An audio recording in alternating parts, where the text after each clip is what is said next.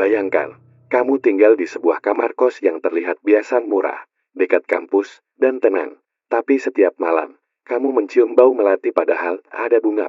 Kamu dengar suara ketukan dari balik tembok, dan suatu malam, sosok perempuan muncul di cermin, berdiri diam, dan berbisik pelan. Gantian, ini bukan kisah biasa, ini kisah nyata dari sebuah urban legend yang hidup di tengah kota Semarang. Seorang mahasiswi hilang, diduga jadi tumbal gaib, tapi setelah bertahun-tahun, ada yang kembali, dan bukan dengan wajah yang sama. Siapkan diri kalian, karena cerita ini akan membuka pintu lama yang seharusnya tidak pernah dibuka. Selamat datang di kamar nomor 11. Cerita ini hanya untuk yang berani mendengarkan sampai akhir.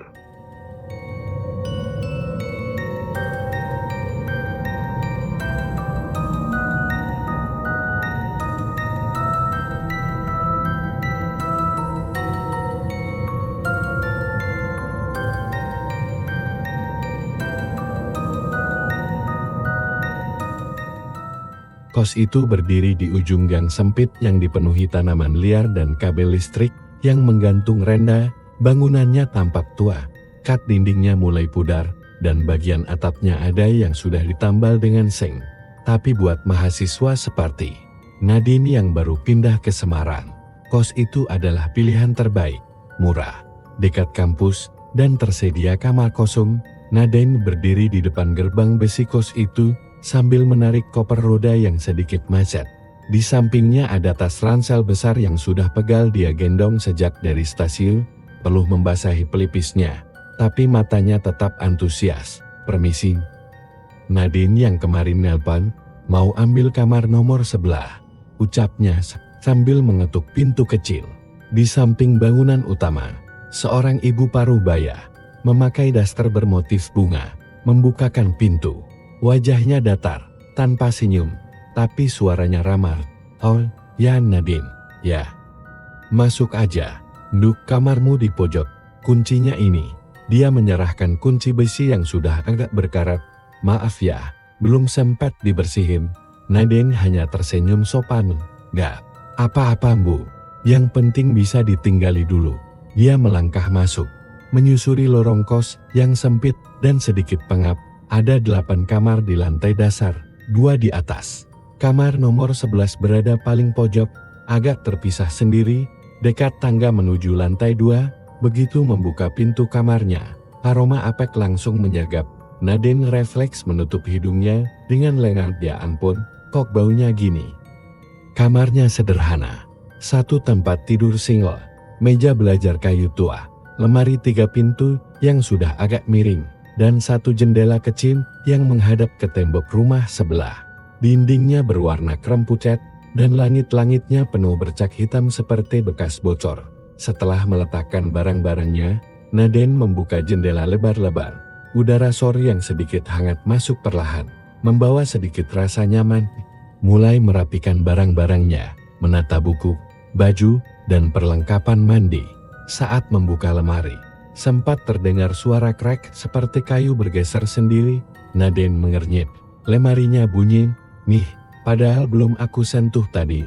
Dia menyentuh pintu lemari dan membukanya perlahan. Kosong, hanya ada satu gantungan. Baju bekas yang menggantung sendirian. Suara tadi seperti berasal dari dalam, tapi dia tak menemukan apapun. Mungkin cuma kayunya udah tua," gumamnya sambil menutup kembali pintu lemari. Malam mulai turun, Nadine sudah mandi dan duduk di kasur sambil memeriksa HP-nya. Sinyal agak lemah, tapi cukup untuk buka YouTube sebentar. Sekitar pukul 9 malam, suara dari luar kamar mulai terdengar. Suara obrolan pelan dari kamar sebelah, dan bunyi sandal yang diseret-seret di lantai. Dia merasa sedikit tenang, setidaknya kos ini gak terlalu sepi. Namun saat jam menunjukkan pukul 1 dini hari, Nadine terbangun, matanya terbuka perlahan. Dia merasa udara di kamarnya tiba-tiba dingin, seperti AC padahal dia nggak pasang kipas pun. Lalu, suara itu terdengar, tok tok tok. Suara ketukan pelan dari dalam lemari. Nadine menegakkan tubuhnya, matanya menatap lurus ke lemari yang terletak di seberang tempat tidurnya. Tok tok tok. Lagi, lebih keras, Jantungnya mulai berdebar. Cepat, tangannya meraih HP, menyalakan flashlight. Dia tak berkata apa-apa, hanya diam, menggigit bibir, berharap suara itu berhenti, dan berhenti. Beberapa detik berlalu dalam diam. Nadine masih menatap lemari dengan napas tertahan. Lalu, dia berdiri perlahan dan mendekat. Tangannya gemetar saat menyentuh gagang lemari. Dibukanya pintu itu perlahan. Kreyek, kosong. Tetap hanya satu gantungan baju tua yang berayun sedikit. Nadine langsung menutup lemari dan kembali ke kasur. Ditariknya selimut hingga dadagu, dan dia menutup matanya rapat-rapat. Tapi tidurnya malam itu tidak nyenyak. Paginya, saat dia bertemu salah satu penghuni lain di depan kamar mandi, Nadine memberanikan diri bertanya, "Mbak, semalam dengar suara ketukan nggak?" Cewek itu yang bernama Vina mengernyit, "Ketukan di mana?" "Dari dalam kamar, kayak dari lemari." Aku pikir, ya mungkin cuma suara kayu. Vina diam sebentar, lalu senyum canggung. "Mungkin kamu capek aja. Mbak kos ini emang rada tua, jadi bunyinya suka aneh." Tapi ekspresi Vina seperti menutupi sesuatu. Nadine bisa merasakannya. Ada sesuatu yang gak dikatakan. Hari-hari berikutnya berjalan biasa. Tapi Nadine mulai memperhatikan satu hal aneh. Tidak ada satupun penghuni yang lewat depan kamarnya saat malam. Semua pintu tertutup rapat sebelum jam 10 malam. Bahkan suara obrolan yang biasanya ramai pun perlahan menghilang. Suatu malam, dia mengintip keluar dari celah jendela. Lorong kosong, sunyi. Tapi, dia melihat sesuatu bergerak cepat di ujung lorong. Seperti bayangan yang melintas. Bayangan perempuan. Dia bergegas mundur, menutup jendela. Keringat dingin mengalir dari pelipis. "Aku harus tenang. Mungkin cuma bayangan Vina atau anak lain," ucapnya, mencoba meyakinkan diri. Namun suara itu kembali datang malam berikutnya. Kali ini, tidak hanya ketukan, tapi ada suara, seperti bisikan, "Sini." Gantian, Nadine membekap mulutnya sendiri, takut teriak. Takut suara itu datang dari seseorang yang bukan manusia. Dia tak tidur semalaman, dan saat pagi datang, dia hanya bisa duduk diam di kasur, matanya kosong, wajahnya pucat. Ada sesuatu yang sangat salah dengan kamar ini. Tapi dia belum tahu seberapa dalam rahasia yang tersembunyi di balik lemari tua itu.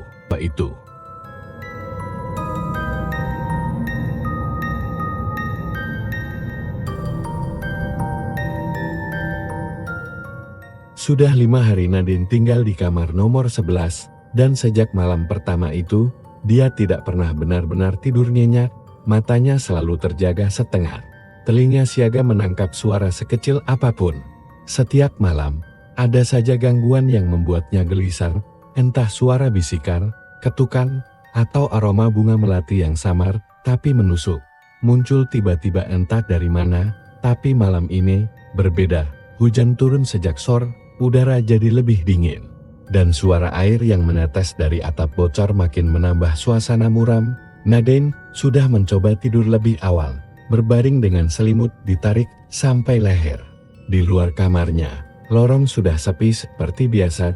Jam di dinding menunjukkan pukul 1:12 menit. Awalnya, hanya suara rintik hujan yang terdengar, tapi perlahan terdengar suara lain, isak tangis, pelan, seperti suara perempuan yang sedang menahan sedih. Tangisnya lirih, tersendat, tapi jelas. Nadine membuka mata. Ia terdiam di tempat tidur, tidak berani bergerak. Tangisan itu terdengar dari dinding sebelah kamar nomor 10. Kamar di kanan kamarnya. Dia yakin betul suara itu bukan halusinasi. Nadine memiringkan tubuh, menempelkan telinga ke dinding. Hiks. "Maafin aku. Aku nggak mau." Nadine langsung duduk tegak, jantungnya berdetak cepat. Siapa yang ngomong barusan? Suaranya jelas. Suara cewek, tapi kenapa kayak minta tolong? Akhirnya, karena penasaran, Nadine berdiri pelan dan membuka pintu. Dia melongok ke lorong. Semua kamar gelap, termasuk kamar nomor 10. Tidak ada cahaya, tidak ada tanda kehidupan. Tapi suara tangisan itu masih terdengar, seolah berasal dari dalam kamar itu. Dengan langkah ragu, Nadine mendekat ke kamar nomor 10. Dia tempelkan telinganya ke pintu. Sunyi, tak ada suara. Tiba-tiba, tok tok tok. 3 ketukan dari balik pintu. Nadine lompat mundur.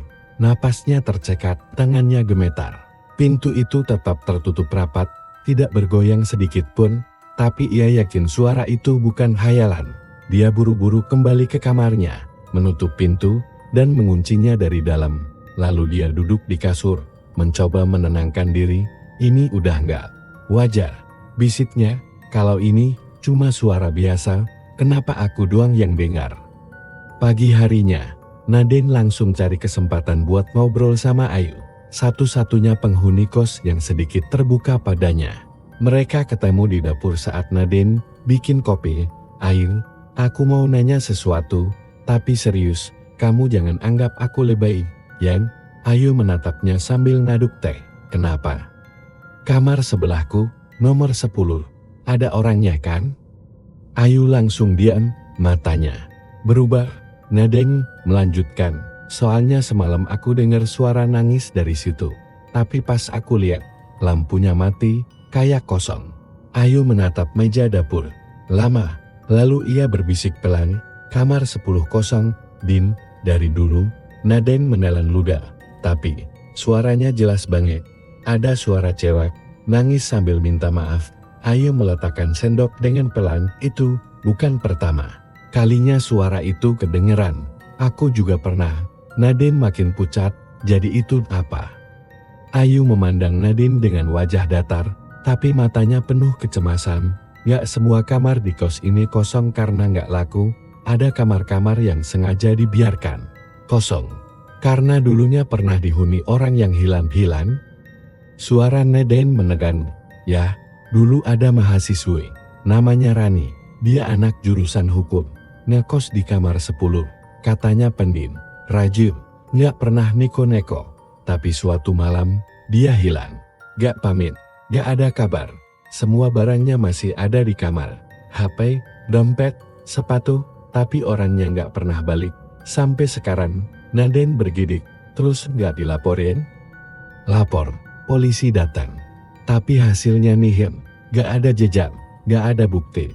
Cuma satu hal aneh yang ditemukan. Nadine menunggu jawaban dengan napas tertahan. Di dalam lemari kamar dia, ditemukan bunga melati yang masih segar, padahal gak ada yang naruh, dan baunya nyengat banget. Tiba-tiba Nadine teringat malam-malam sebelumnya, aroma melati yang muncul tiba-tiba di kamarnya. Aku juga cium bau itu, katanya pelan. Ayu menatap Nadine.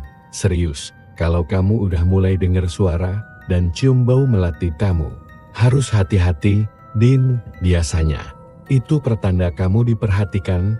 Nadine menelan ludah. Maksudnya, diperhatikan siapa? Ayu tak menjawab.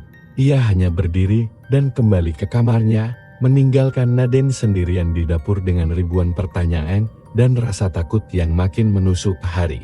Itu Nadine tidak pergi ke kampus. Ia mengunci diri di kamar, mencoba berpikir jernih, tapi entah kenapa, setiap kali ia memejamkan mata, suara tangisan itu muncul kembali, seperti memanggil dari balik dinding, dan malam pun kembali datang.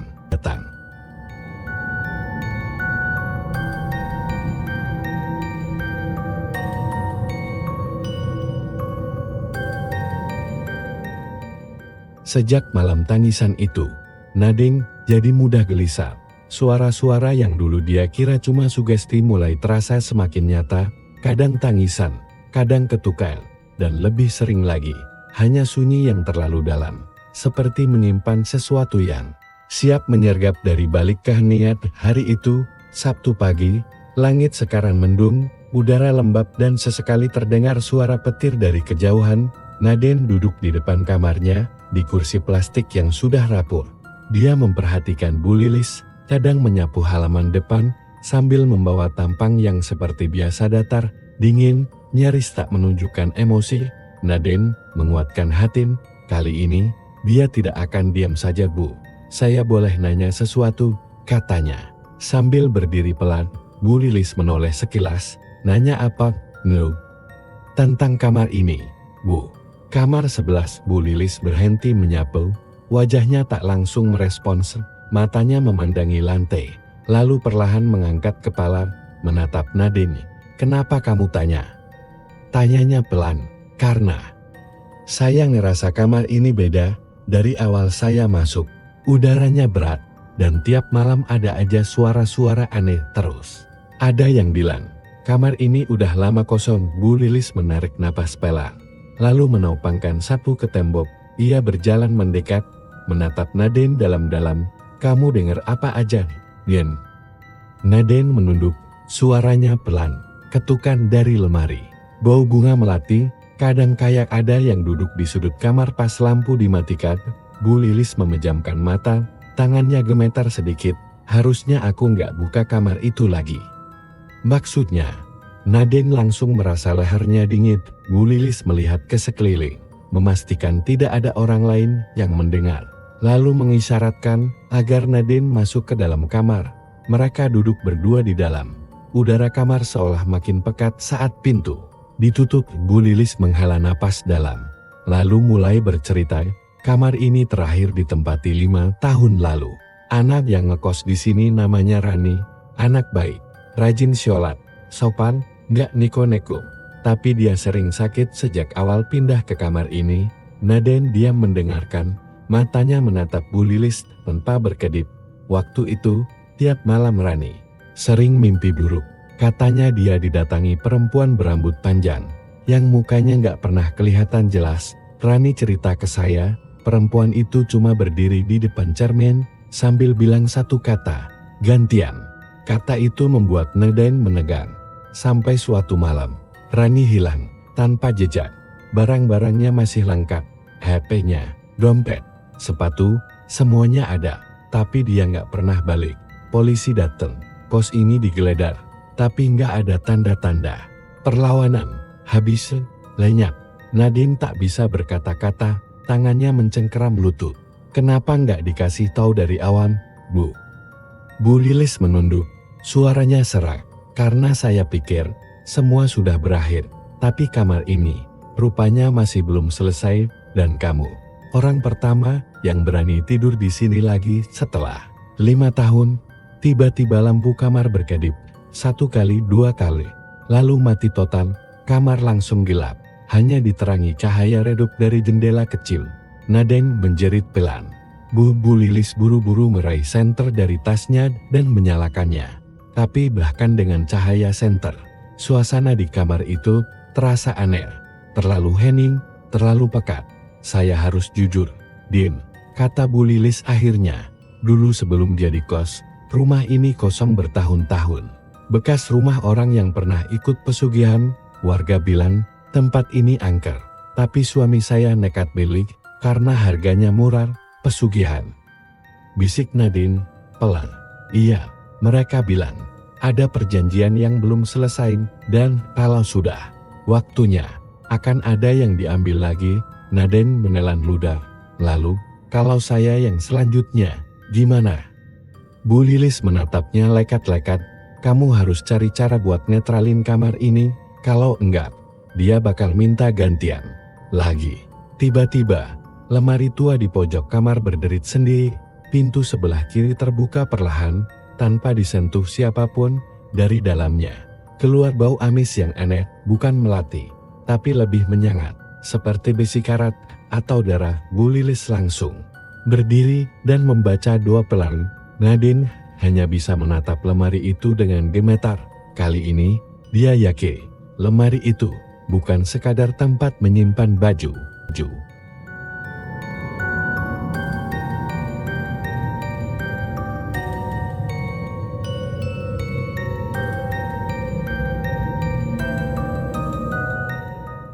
Setelah kejadian lemari terbuka sendiri siang itu, Nadine tidak bisa berpura-pura lagi.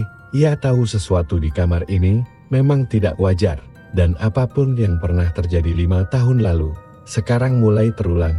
Bu Lilis sudah tidak banyak bicara. Ia hanya berpesan singkat sebelum pergi meninggalkan kamar. "Kalau kamu nemu sesuatu yang bukan punyamu, jangan dibuang. Baca dulu, kadang yang hilang cuma mau didengar."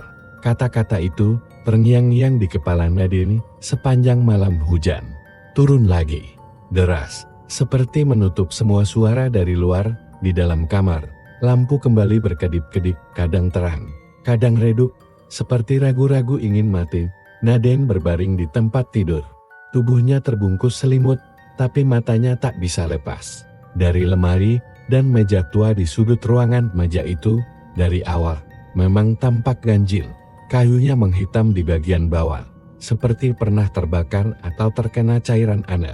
Ada 3 laci kecil, dan selama ini, Naden hanya pernah buka 1 laci atas, tempat ia menyimpan kunci dan sisir. Tapi malam itu, entah kenapa, tangannya gatal ingin membuka laci paling bawah. Dengan perlahan, ia bangkit dari kasur. Suara hujan makin deras. Naden menyalakan senter dari ponselnya, lalu jongkok di depan meja, tangannya menyentuh pegangan laci bawah. Awalnya sulit dibuka, seperti lengket, tapi setelah ditarik keras-keras, akhirnya laci itu terbuka, dan mengeluarkan bau kertas tuai yang bercampur debu. Di dalamnya, tergeletak sebuah buku kecil berwarna coklat kusam. Kertas-kertasnya sudah menguning, sudut-sudutnya robek, dan ada bercak seperti jamur di beberapa bagian, tapi halaman-halamannya masih bisa dibaca. Tanpa pikir panjang, Naden mengambilnya, lalu duduk kembali di atas kasur, jantungnya berdetak cepat. Buku harian itu memiliki inisial kecil di pojok kiri bawah, RK, inisial yang langsung membuat tengkuknya dingin. Berani, bisiknya. Naden membuka halaman pertama, tulisan tangan rapi, sedikit miring ke kanan. Hari ketiga di kamar ini. Aku suka suasananya yang tenang, walaupun malamnya terlalu sepi. Kadang suka dengar suara dari kamar sebelah, padahal katanya kosong. Tapi mungkin cuma aku yang terlalu sensitif. Naden menelan ludah. Ia terus membaca. Hari ketujuh. Aku mimpi aneh. Di mimpi itu, aku berdiri di depan lemari sambil nangis. Tapi aku nggak tahu kenapa nangis. Dan ada perempuan yang berdiri di balikku. Tapi mukanya nggak kelihatan. Pas aku tanya siapa dia cuma bilang, gantian. Tangan Naden mulai gemetar. Ia membalik halaman demi halaman. Semakin ke belakang, tulisan Rani makin kacau. Tinta banyak yang menetes, seolah ditulis sambil menangis atau terguncang. Hari ke-18, aku udah nggak bisa tidur. Setiap malam dia datang, berdiri di pojok kamar. Kadang jalan pelan ke arahku, kadang masuk ke cermin, kadang keluar dari lemari. Aku udah bilang ke Bu Lilis, tapi beliau cuma suruh sabar. Kalau nggak ganggu, jangan dilawan, katanya. Tapi gimana caranya kalau dia udah mulai menyentuh leherku waktu aku tidur? Naden memejamkan mata sejenak, nafasnya pendek. Ia merasa tubuhnya mulai menggigil. Ia buka halaman terakhir. Tulisan tangan itu sangat kacau, seperti ditulis terburu-buru. Ada bekas goresan pena yang dalam, sampai menembus kertas. Aku nggak mau dijadiin tumbal. Aku nggak salah apa-apa, tapi kamar ini minta tumbal. Setiap 5 tahun sekali. Katanya harus ada yang dijemput. Aku nggak mau, aku nggak mau. Tolong, siapapun yang baca ini, jangan tidur di kamar ini pas malam Jumat Kliwon. Naden menjatuhkan buku itu. Jantungnya seperti berhenti berdetak. Kepalanya kosong, napas tercekat. Malam ini hari Kamis, dan besok adalah Jumat Kliwon. Pukul 3:11 dini hari. Naden belum tidur. Lampu kamar sengaja ia nyalakan. Buku harian itu masih tergeletak di lantai, terbuka di halaman terakhir. Tiba-tiba, udara di kamar berubah. Dinginnya bukan dingin biasa, bukan karena hujan, tapi dingin yang menembus kulit, membuat jari-jari membeku. Lemari tua di pojok kamar kembali berderit pelan. Kregek. Naden menoleh. Perlahan pandangannya tertuju pada pintu lemari yang bergerak sendiri, dan dari dalamnya muncul suara. Pelan, bukan ketukan, bukan tangisan, tapi bisikan, gantian, gantian.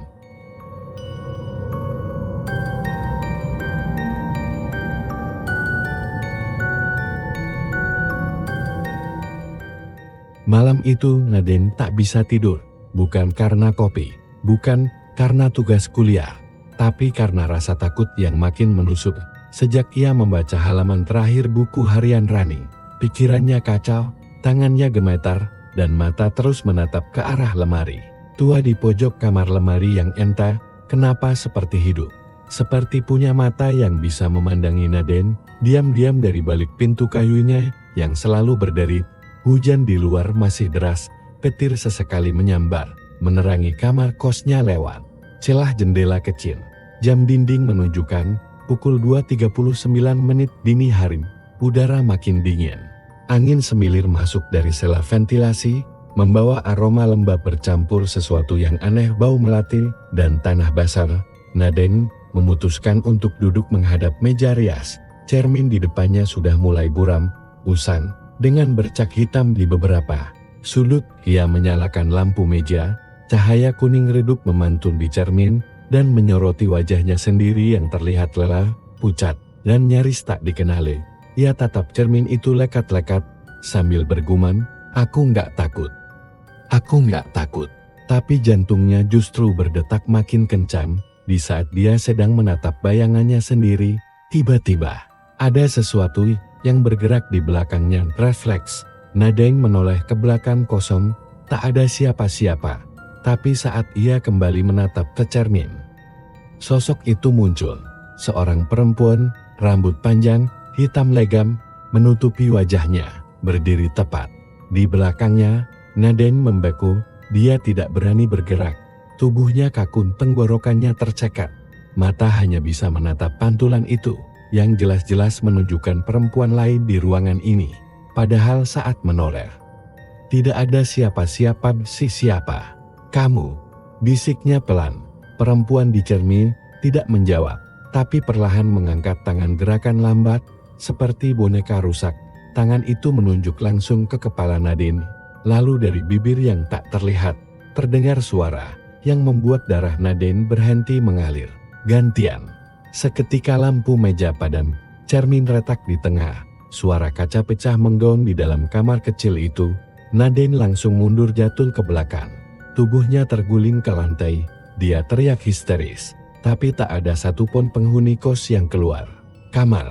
Seolah seluruh lorong terisolasi, seolah semua terkunci dalam satu malam yang dihuni makhluk selain manusia. Naden merangkak ke pintu, membuka kunci, dan lari keluar kamar. Nafasnya terengah, tubuhnya gemetar, tapi lorong itu sunyi. Semua kamar tertutup rapat, tidak ada yang menyaut, tidak ada yang keluar. Dia mengetuk kamar Ayu keras-keras, "Ayu, Ayu tolong, Ayu." Dia muncul, "Ayu." Tak ada jawaban, tangisnya pecah. "Ayu, aku lihat dia. Aku lihat dia di cermin." Pintu kamar Ayu akhirnya terbuka. Wajah Ayu muncul, setengah ngantuk, tapi berubah pucat saat melihat Naden menangis dan tubuhnya basah keringat dingin. "Masuk.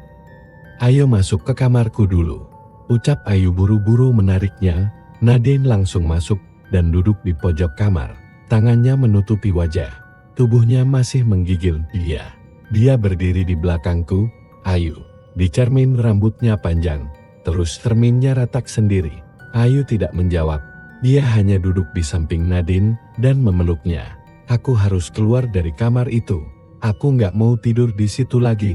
Ayu diam, lalu berkata pelan, "Kalau kamu udah lihat dia, itu artinya kamu yang terpilih selanjutnya." Naden menoleh dengan mata membelalak. "Apa maksudmu?" "Dia nggak muncul ke sembarang orang, Din. Dari dulu selalu begitu. Korban yang hilang selalu melihat penampakan dulu di cermin, baru beberapa hari kemudian hilang. Jadi aku bakal..." Ayu menggeleng cepat. "Belum tentu, masih bisa dicegah, tapi kamu harus cepat." Naden menarik napas dalam-dalam. Di luar, petir menyambar lagi. Listrik di seluruh kos mendadak mati total. Kamar Ayu jadi gelap gulita. Lalu dari dalam dinding terdengar suara ketukan 3 kali, tok tok tok. Suara itu bukan dari luar, tapi dari balik dinding kamar Ayu yang langsung bersebelahan dengan kamar Naden. Mereka saling berpandangan. Ayu berdiri pelan, menyalakan senter dari HP-nya. "Kita harus ketemu orang yang bisa bantu. Kalau benar kamu dipilih buat dijadikan tumban, kita harus netralin kamar itu. Siapa orangnya?" Ayu menatap Nadine dalam-dalam. Besok, aku ajak kamu ke orang pintar di Gunung Pati. Dulu, orang itu pernah bantu waktu kejadian yang sama hampir terulang, dan katanya, roh yang minta tumbal ini cuma satu. Nadine menelan ludah, berarti ada lebih dari satu korban? Ayu mengangguk, dan malam itu, mereka tidak tidur. Senter menyala terus, tapi dari dinding kamar, suara-suara mulai bermunculan, ketukan, tangisan, dan sesekali bisikan yang tidak mereka pahami, seolah kamar nomor 11 tidak ingin ditinggalkan, dan arwah di cermin belum selesai menuntut gantian. Tian.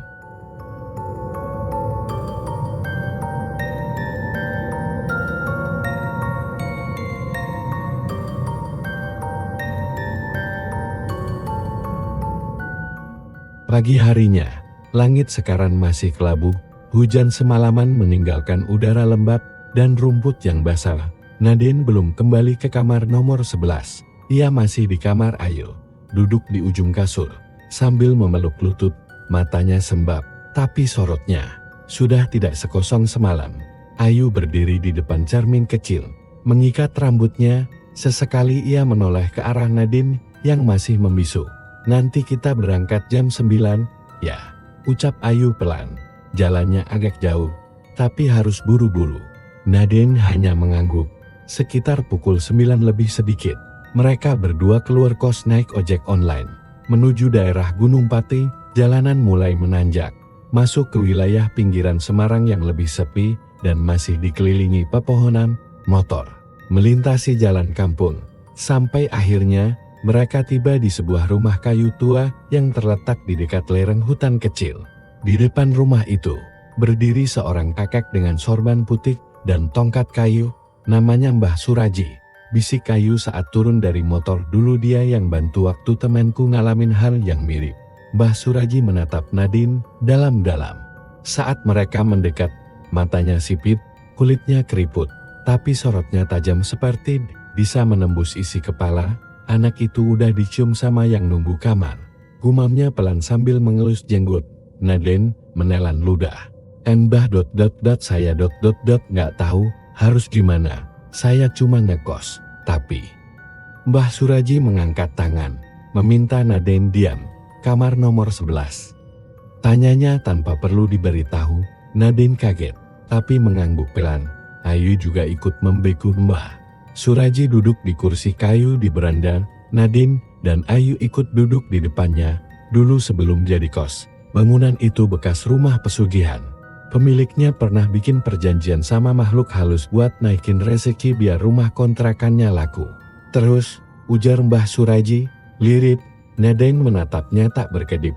Setiap 5 tahun, harus ada yang dikasih. 1 jiwa. Kalau enggak, yang tinggal di situ akan diambil satu persatu, sampai tumbalnya lunas. Kenapa harus 5 tahun sekali, Mbah? Tanya Ayu. Karena itu, perjanjian leluhur mereka. Tumbalnya bukan dari luar, harus dari dalam rumah. Dan kos itu, sudah dianggap jadi rumah utama. Nadine menahan napas, berarti korban sebelumnya beneran tumbal? Mbah Suraji mengangguk. Kalau gak dicegal, kamu yang berikutnya. Apalagi, kalau udah lihat wajahnya di cermin. Tandanya kamu udah disentuh. Ruhmu mulai dibelah, malammu gak akan tenang. Nadine menggenggam lututnya erat-erat. Terus, masih bisa diselamatkan? Bisa, tapi kamu harus ikut ritual. Kita harus netralin kamarmu, bikin batas antara dunia mereka dan dunia kita. Mbah Suraji berdiri dan masuk ke dalam. Tak lama kemudian, ia keluar sambil membawa beberapa benda. Kain putih, dupa, garam kasar, dan botol berisi cairan hitam pekat. Kita harus kembali ke kos sebelum maghrib. Ritualnya harus dilakukan saat malam minggu. Jam 9 pas, kalau lewat, pintu gaibnya keburu terbuka sore itu. Nadine dan Ayu kembali ke kos. Nadine masih enggan masuk ke kamarnya. Tapi Mbah Suraji bilang ritual harus dilakukan di dalam. Kamar itu tak bisa diganti tempat. Pukul 8 malam, kos mulai sepi. Penghuni lain tak ada yang keluar kamar. Seolah semua paham malam itu bukan malam biasa. Pukul 8.45, Mbah Suraji sudah ada di kamar nomor 11 bersama Nadine dan Ayu. Pintu ditutup, semua lampu dimatikan. Hanya ada cahaya dari lilin dan dupa yang menyala di sudut ruangan. Suasana mencekam, udara tiba-tiba dingin lagi. Tapi kali ini lebih menusuk, lebih berat. Seperti menahan napas, Mbah Suraji mulai membaca doa dalam bahasa Jawa halus. Tangannya mengusap garam dan menaburnya membentuk lingkaran. Di tengah kamar, Nadine duduk di dalam lingkaran itu, sambil memeluk botol kecil berisi bunga kering dan rambut hitam yang diberikan Mbah Suraji. Tiba-tiba, lemari di pojok bergetar, krek-krek. Lalu cermin di meja rias berumbul, dan dari balik embun itu, muncul bayangan. Perempuan berambut panjang, wajahnya mulai terlihat, matanya merah, kulitnya pucat, mulutnya sobek sampai ke piping, gantian. Mbah Suraji berdiri cepat. Ia mulai memercikkan cairan hitam ke arah cermin dan lemari sambil membaca mantra keras-keras. Udara di kamar terasa berat, lantai bergetar. Lilin satu persatu padam sendiri. Dari dalam lemari terdengar suara jeritan, seperti suara Rani, seperti suara ratusan orang menjerit bersamaan. Cermin tiba-tiba pecah sendiri. Pecahannya tidak jatuh ke lantai, tapi lenyap seperti menghilang ke udara. Nadine menutup telinganya, berteriak ketakutan, tapi Mbah Suraji terus membaca doa sampai suara jeritan berhenti perlahan. Hening. Lilin terakhir tetap menyala, lingkaran garam masih utuh, lemari berhenti bergetar, dan udara di kamar terasa lebih ringan. Nadine membuka mata, sosok perempuan itu sudah tidak ada di cermin. Bahkan cermin itu kini hanya potongan retak yang tak lagi memantulkan bayangan apapun. Mbah Suraji duduk perlahan, wajahnya lelah, tapi tenang untuk sementara. "Kamu selamat," katanya lirih. Ayu memeluk Nadine erat-erat. "Kamu berhasil, Din, kamu berhasil." Tapi Nadine hanya bisa menangis, karena jauh di dalam hatinya ia tahu, ini belum benar-benar selesai.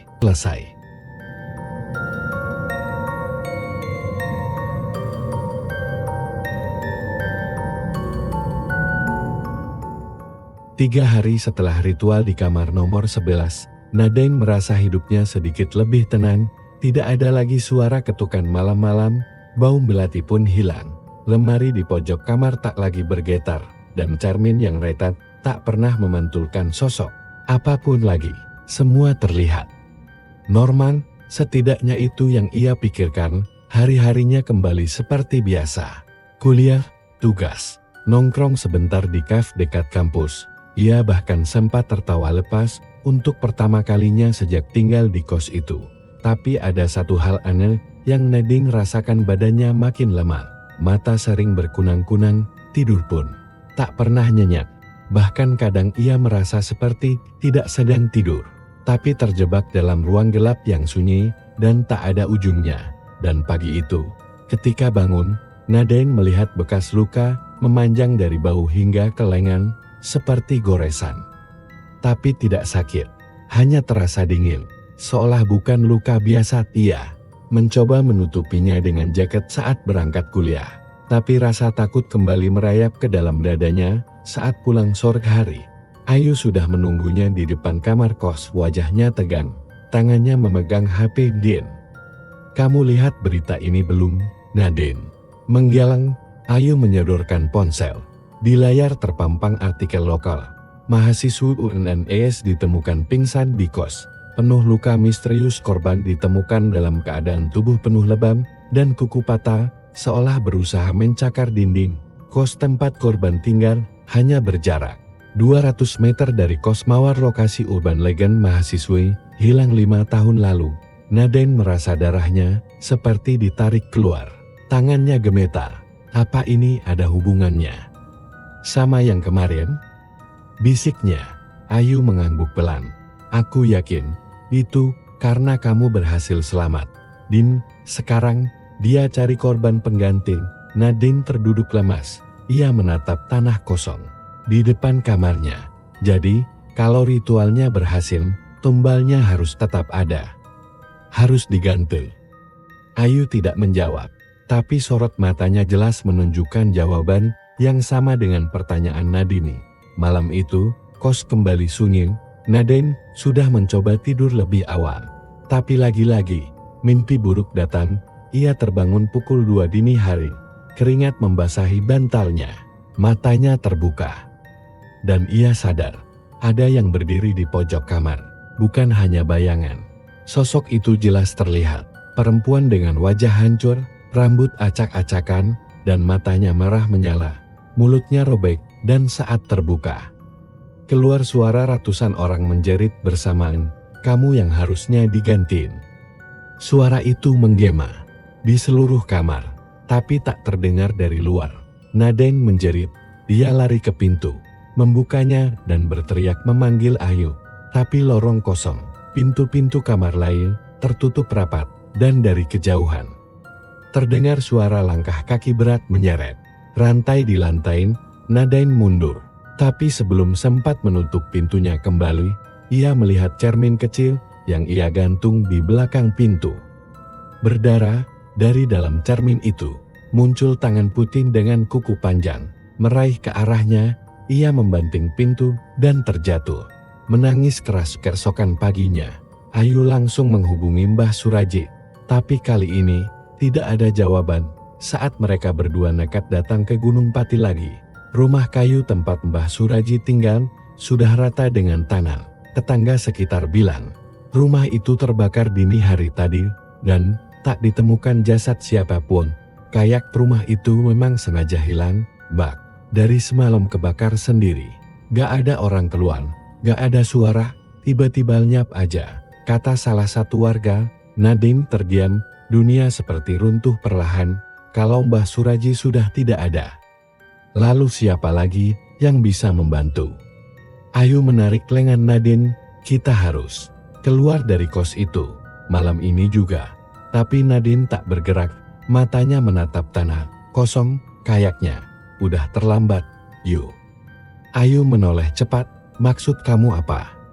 Nadine mengangkat lengan bajunya, di sana, bekas goresan tadi pagi, kini berubah menjadi ukiran seperti tulisan, tapi bukan huruf biasa.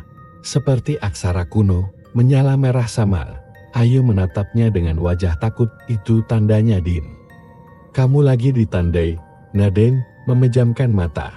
Kalau harus ada yang jadi tumbal, dan dia gak dapet, dia bakal ambil siapa aja yang dekat sama aku kan? Ayu menatapnya. Aku harus balik ke kamar itu, sendirian, biar selesai semua.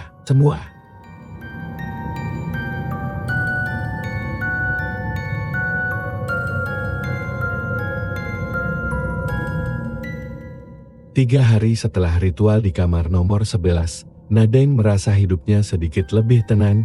Tidak ada lagi suara ketukan malam-malam, bau melati pun hilang. Lemari di pojok kamar tak lagi bergetar, dan cermin yang retak tak pernah memantulkan sosok apapun lagi. Semua terlihat normal, setidaknya itu yang ia pikirkan. Hari-harinya kembali seperti biasa. Kuliah, tugas, nongkrong sebentar di kafe dekat kampus. Ia bahkan sempat tertawa lepas untuk pertama kalinya sejak tinggal di kos itu. Tapi ada satu hal aneh yang Nadine rasakan, badannya makin lemah. Mata sering berkunang-kunang, tidur pun tak pernah nyenyak.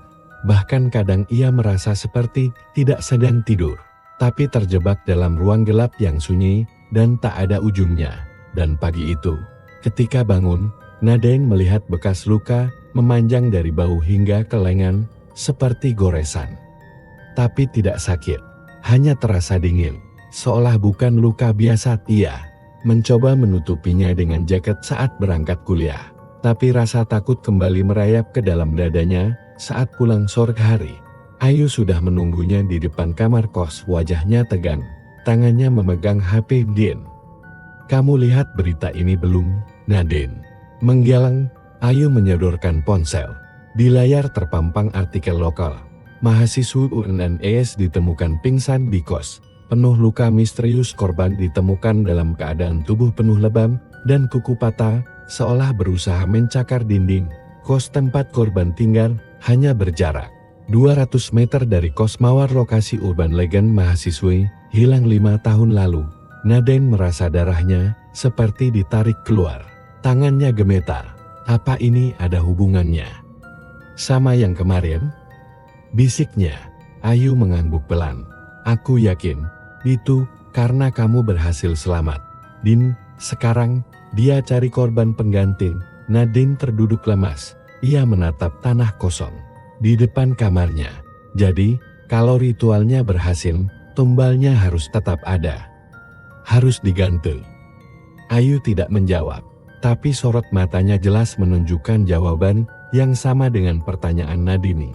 Malam itu, kos kembali sunyi. Nadine sudah mencoba tidur lebih awal. Tapi lagi-lagi, mimpi buruk datang. Ia terbangun pukul 2 dini hari. Keringat membasahi bantalnya. Matanya terbuka. Dan ia sadar, ada yang berdiri di pojok kamar. Bukan hanya bayangan. Sosok itu jelas terlihat. Perempuan dengan wajah hancur, rambut acak-acakan, dan matanya merah menyala. Mulutnya robek, dan saat terbuka, keluar suara ratusan orang menjerit bersamaan, "Kamu yang harusnya digantiin." Suara itu menggema di seluruh kamar, tapi tak terdengar dari luar. Nadine menjerit. Dia lari ke pintu, membukanya dan berteriak memanggil Ayu. Tapi lorong kosong, pintu-pintu kamar lain tertutup rapat, dan dari kejauhan terdengar suara langkah kaki berat menyeret. Rantai dilantain, Nadine mundur. Tapi sebelum sempat menutup pintunya kembali, ia melihat cermin kecil yang ia gantung di belakang pintu. Berdarah, dari dalam cermin itu muncul tangan putih dengan kuku panjang. Meraih ke arahnya, ia membanting pintu dan terjatuh. Menangis keras keesokan paginya, Ayu langsung menghubungi Mbah Suraji. Tapi kali ini, tidak ada jawaban. Saat mereka berdua nekat datang ke Gunung Pati lagi, rumah kayu tempat Mbah Suraji tinggal sudah rata dengan tanah. Tetangga sekitar bilang, rumah itu terbakar dini hari tadi, dan tak ditemukan jasad siapapun. Kayak rumah itu memang sengaja hilang, bak. Dari semalam kebakar sendiri. Gak ada orang keluar, gak ada suara, tiba-tiba lenyap aja, kata salah satu warga. Nadine terdiam, dunia seperti runtuh perlahan, kalau Mbah Suraji sudah tidak ada. Lalu siapa lagi yang bisa membantu? Ayu menarik lengan Nadine, kita harus keluar dari kos itu, malam ini juga. Tapi Nadine tak bergerak, matanya menatap tanah, kosong, kayaknya udah terlambat, yuk. Ayu menoleh cepat, maksud kamu apa? Nadine mengangkat lengan bajunya, di sana, bekas goresan tadi pagi, kini berubah menjadi ukiran seperti tulisan, tapi bukan huruf biasa. Seperti aksara kuno, menyala merah samar. Ayu menatapnya dengan wajah takut, itu tandanya Din. Kamu lagi ditandai. Nadine memejamkan mata. Kalau harus ada yang jadi tumbal, dan dia gak dapet, dia bakal ambil siapa aja yang dekat sama aku kan? Ayu menatapnya. Aku harus balik ke kamar itu, sendirian, biar selesai semua.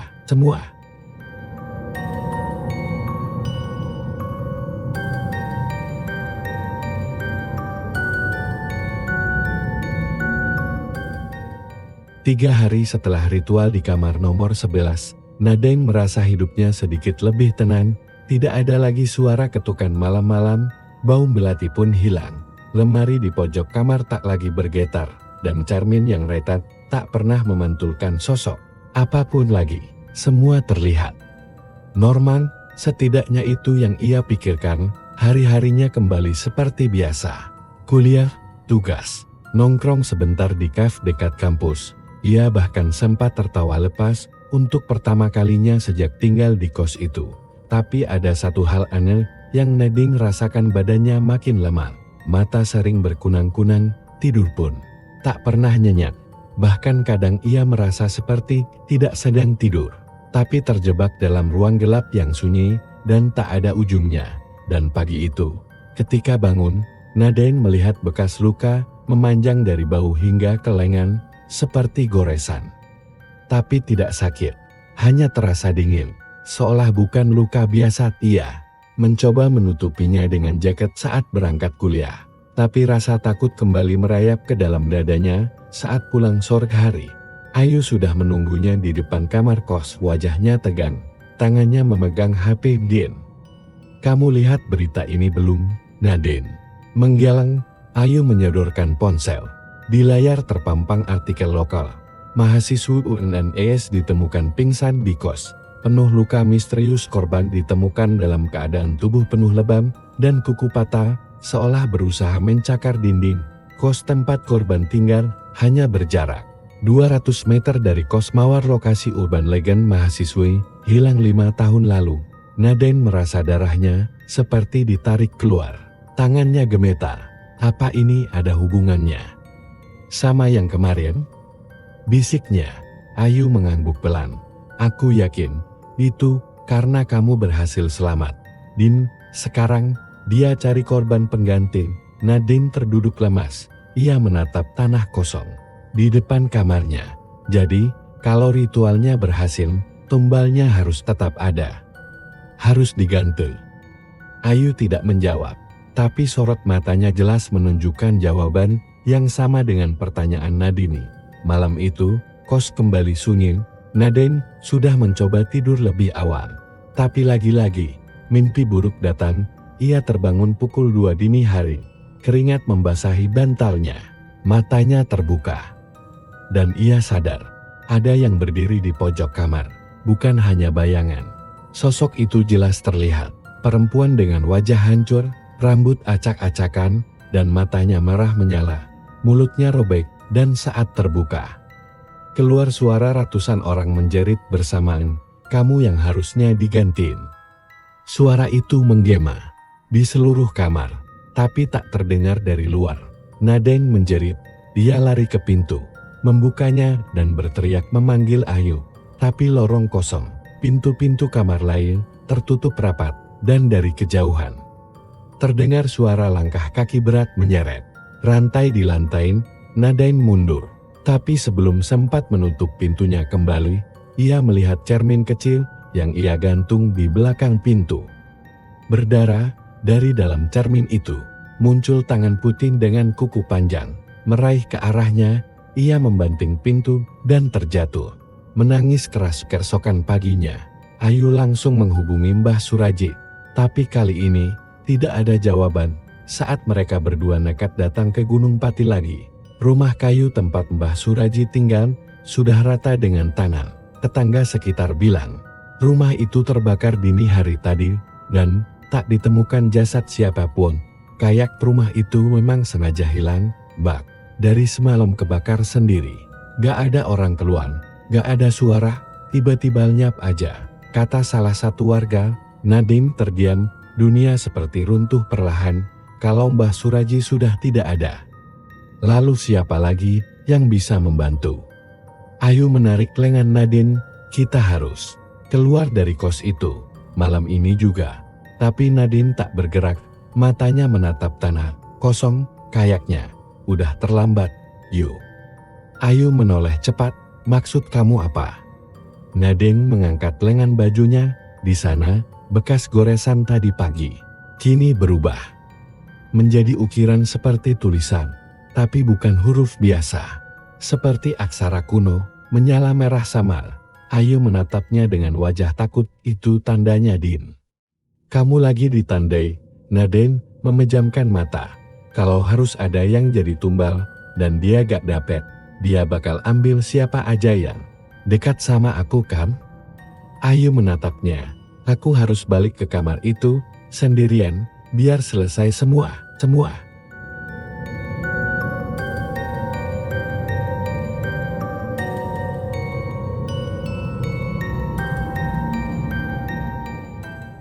Setelah telepon itu, malam-malam Nadine kembali gelisah.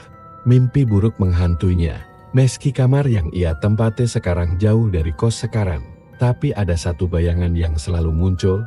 Seorang perempuan duduk menangis di lantai sambil menunjuk ke arah seseorang yang berdiri di balik kegelapan. Wajahnya disamarkan kabut. Suatu pagi, Nadine memutuskan kembali ke Semarang. Bukan untuk tinggal di kos itu lagi, Tapi untuk menyelesaikan semua yang belum tuntas, ia mendatangi Ayu, dan bersama-sama mereka menemui Bu Lilis di kantor depan. Namun saat mereka datang, kos Mawar tampak kosong, tak ada penghuni, tak ada suara, dan di pagar depan ada pengumuman besar, kos tutup sementara. Dalam proses hukum, Naden langsung menoleh ke Ayu, apa maksudnya? Ayu, yang sejak awal memang menyimpan kecurigaan, berkata pelan, ada yang lapor ke polisi setelah temuan tulang belulang di lantai kamar kamu. Dim dan orang pertama yang dicurigai Bu Lilis. Mereka berdua mendatangi pos keamanan kecil dekat lingkungan kos, dan benar saja, di sana mereka mendengar kabar dari petugas bahwa Bu Lilis kini sedang diperiksa intensif. Tapi bukan cuma karena tulang rani, ternyata polisi menemukan catatan keuangan gelap milik almarhum suami Bu Lilis yang meninggal mendadak beberapa tahun lalu. Catatan itu berisi rincian pengeluaran untuk ritual dan pembayaran penenang tertulis rapi dengan inisial korban, termasuk R. S1 nama lain juga muncul dalam catatan itu, R. Tumbal tahun 2020 AN, calon tahun 2025 Naden terpaku, AN, sama dengan Ayu Nadim. Itu berarti, sejak awal, mereka berdua sudah masuk dalam daftar berarti. Bu Lilis tahu sejak awal tentang tumbal itu. Bisik Ayu, Narin, Naden mengangguk perlahan, dan dia biarkan itu terus terjadi. Demi mempertahankan kosnya, 2 minggu kemudian, kabar mengejutkan muncul di berita lokal. Pemilik kos Mawar ditemukan tewas di ruang tahanan, diduga bunuh diri. Dalam kondisi tubuhnya ditemukan bercak darah berbentuk garis di leher, dan sebuah kalung musang tergantung di jeruji besi, dengan liontin berinisial R. Naden membaca berita itu sambil gemetar, tapi yang membuatnya lebih merinding adalah keterangan tambahan dari pihak kepolisian. Sebelum meninggal, saksi mengatakan Bu Lilis beberapa kali mengigau keras di malam hari, menyebut nama Rani, dan mengatakan, "Jangan bawa aku," serta menyalahkan suaminya yang telah meninggalkannya dengan warisan perjanjian berdarah. Beberapa bulan berlalu, kos Mawar benar-benar ditutup permanen, bangunannya kini kosong, dan mulai ditumbuhi semak-semak liar. Tak ada lagi yang berani menyewakan kamar nomor 11, bahkan penduduk sekitar pun enggan melewati lorong depan kos itu. Setelah maghrib, sementara itu, Naden sudah pindah ke kota lain, melanjutkan kuliahnya dengan sistem daring. Tapi kisah itu masih membekas kuat. Ia menulis semuanya ke dalam jurnal digital dengan satu harapan, agar tak ada lagi korban. Dan suatu malam, saat Naden sedang memeriksa blog pribadinya yang baru ia buat, ia melihat komentar pertama di postingan cerita kos sekarang yang ia unggah. Komentar itu hanya satu kalimat, "Terima kasih sudah membebaskan akun, sekarang aku tenang." Karena Naden menatap layar, tersenyum, lalu mematikan laptopnya. Malam itu, tak ada mimpi buruk.